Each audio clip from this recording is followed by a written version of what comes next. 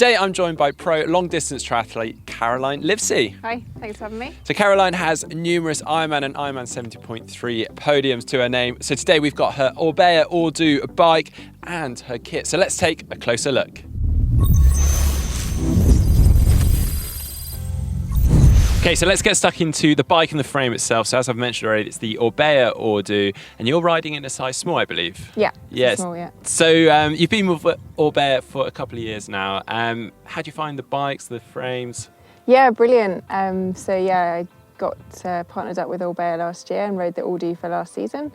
And straight from the off, it's really comfortable for me. It's really aerodynamic, and importantly, it's easy to take apart and put back together, which is so important when you're traveling and boxing it up all the time. And you're having to do it yourself. Yeah. So it's a monocoque frame design, and a real beauty of it is that you can set up for a nice aggressive triathlon position, but you can also change the setback, so it's also UCI legal.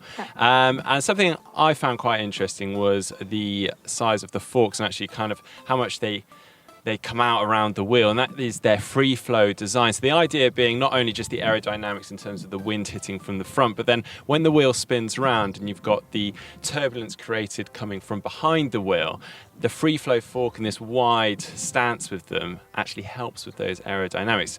But now let's move on to the front end of the bike. So in terms of the cockpit, we have a base bar made by Vision. It's the Carbon Trimax base bar. So quite a low setup with the base bar. And then on those, it's also the Vision Trimax Carbon poles. And you've got that in a nice sort of ski bend. Have you played around with other options? Is this something you quite like?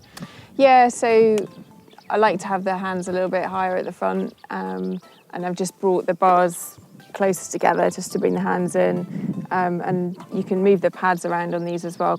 There's quite a lot of varying positions on there. They've also got obviously adjustable stack height, so you can adjust all that. And I just get it to where I feel most comfortable, and we've done some aerodynamic testing and that sort of thing. So it's nice to be able to play around a bit with the front end and just get it right. Brilliant. And then you've got your Garmin computer mounted between the poles, Yep. and quite far down, so obviously that's so it's in your field of sight when you're in the aero bar, so you're not having to move your head and look around. Yeah, exactly. And that is all attached using, again, a Vision Trimax Carbon stem in a 110 length. And the nice thing here is it's kind of almost a normal road stem, so you can actually adjust then the angle of the base bar. Yep.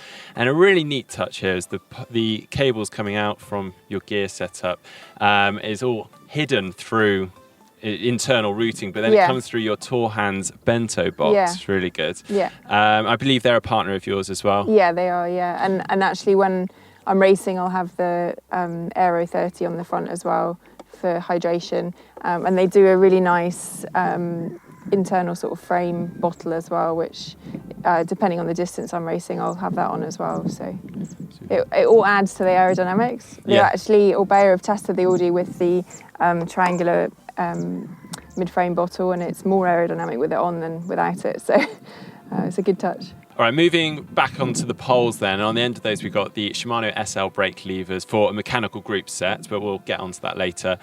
We've got the Vision Metron brake levers, and then that's obviously linking through to the brakes themselves, which are the Tri-Rig Omega X brakes.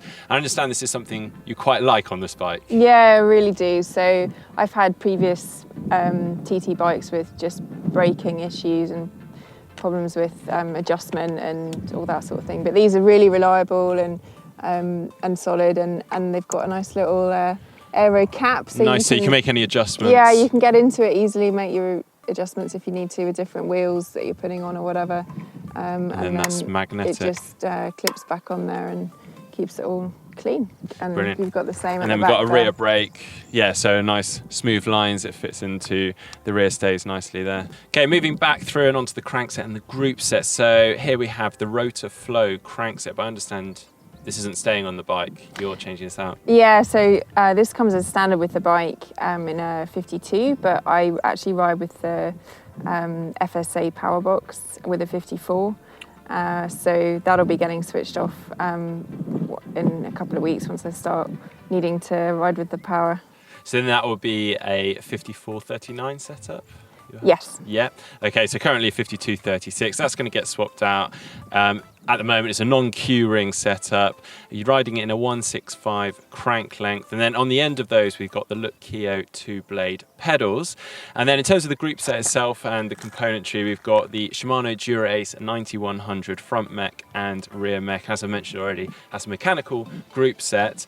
And then you're riding an 1128 Shimano Dura-Ace cassette. Onto the wheel set, and we've got the Parkour's Chrono wheel set. And is this your choice for all races, or do you switch them in and out? So I've got a number of other wheel options from Parkour's. I've got the rear disc, which I would ride in most races. And at the front, there's the option to have a Persister, which is a shallower rim. And obviously, if it's very windy, the front is where you'll pick up the wind on that and destabilizes the bike. So I would, if it was very windy, I would ride with the smaller rim. Great. And with the Chrono specifically, as you've got on the bike now, they've got an 86mm depth, and then the rim width is 29mm. It's a clincher setup, so you've got the Continental Grand Prix 4000 tyres in a 25mm width, and that has been proven to be more aerodynamic with the wheel set, and the wheel set itself comes in at 1,770 grams.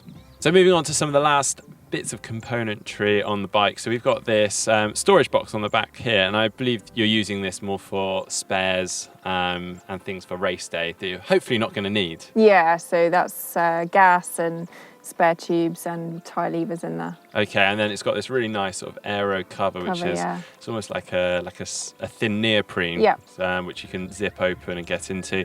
And we've already mentioned the Tour Hands Bento X on the top tube, and that you'll store basically all your gels in and nutrition for race day. So it's got a nice opening on the top you can easily get into. And then you're storing, as we've mentioned already, bottle on the down tube, and then you've also got a storage behind the saddle. So you're using the X-Lab Gorilla bottle cage. So you'll leave that on for race day as well? Yeah, so with the bottle back here, obviously when you're picking up water at aid stations, you'll get something that usually fits in a bottle cage, and it's useful to be able to just store one and fill up one at the front into the existing Tour Hands bottle, and then you've got a spare to refill as you're going. Super. Okay, and then saddle-wise, you've got the Pro Logo T-Gale saddle on there at the moment, which has got a sort of a split nose design on there, but I understand you're playing around with this and you're going to change it. Yeah, so having suffered a sacral fracture last year, I've had a few issues with saddles, and I'm just experimenting with a few, but this is the saddle that comes with the bike, and I'm going to ride it for a couple of weeks and just see how I get on with it. Super. Well, now let's have a look at some of your other kits. So let's start with some of your swim gear. So first of all, your wetsuit. It's the Orca Alpha wetsuit. Yep. So pass this to you here. Yep. How are you finding this suit?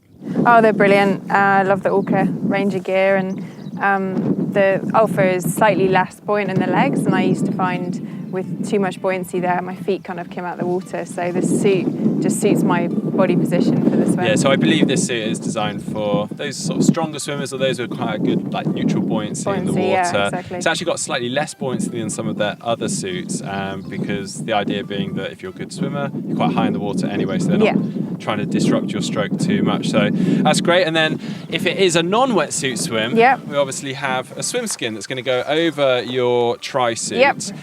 And this is a nice sort of hydrophobic material, so it's not absorbing the water too much, it's just going to run off it. And this is the Orca RS1 skin suit, or swim skin. Again, have you raced in this a lot? I have actually, yeah. So a few of the races I did last year were swim skin, and I've tested it in the pool and it's fantastic. So brilliant. Okay, and then your actual tri-suit itself, and you've gone for a sleeved aero design. This is it's an Orca tri-suit, but this is a custom design. You've got in your Train Excel colours to match your bike, everything. So really cool. Again, how have you found all of this with your aero tabs? No, it's a great suit as well. And what's really nice is the Orca guys have a system where you can customise the team kit. So it's nice to be able to get that, with the brand as well, which is good. Fantastic. And then onto the bike. We've already spoken about your bike, but your helmet choice. You've got the Casque Bambino helmet, which has got kind of like an aero shape to it coming off the back, but obviously not too long, because I guess with a lot of triathletes moving your head around, if you're on the bike for 180k, you're probably not going to be able to hold that aero tight forever. So you're going to move your head around. So it's got it's got slightly sort of dulled down aero shape towards the back. Yeah, I tend to do quite a lot of hilly courses, and I'm a bit of a fidget. So and in testing, this came up really good for me. So. Super. And then finally, heading on to the run, your run shoe choice. Yeah, so I've got the Saucony Kinvara.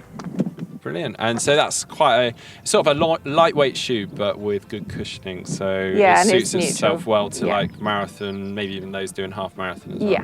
Oh, and finally, I've noticed on your shoes now, you've got some Orca Aero shoe covers. Do you wear them for racing as well? It depends on the race, but certainly for Ironman distance, it makes more sense to have them on, put them on in transition, and you save the time on the bike. Yeah, so I guess just a few seconds lost in transition. It's far outweighed on a 180k bike. What's the time made back?